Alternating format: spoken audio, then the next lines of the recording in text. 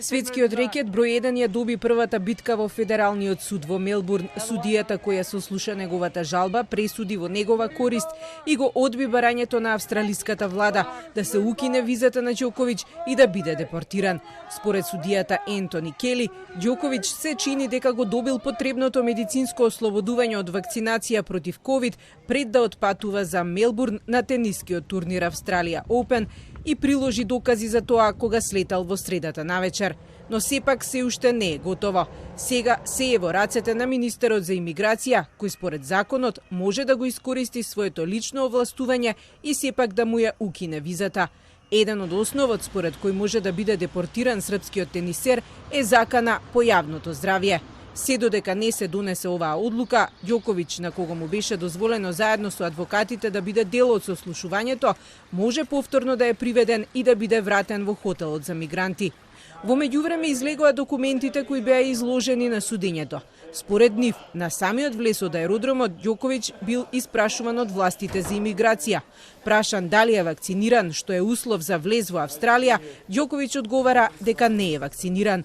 Следните документи кои довеле до ваква одлука на австралиските власти велат дека на тенисерот му е одобрена виза на 18 ноември.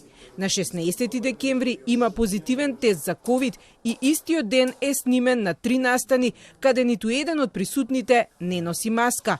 Следниот ден доделувал пехари на младински турнир, а на 22 декември веќе имал негативен ковид тест за на 30 декември да биде медицински изземен од ковид вакцинација.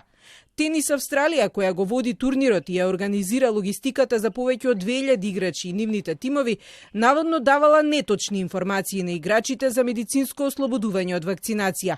Тоа го вклучува и толкувањето дека доколку некој прележал ковид во изминатите 6 месеци, ќе биде ослободен. Председателот на тенискиот турнир не сака никого да обвинува, но вели дека тенисирите добивале контрадикторни информации кои постојано се менувале.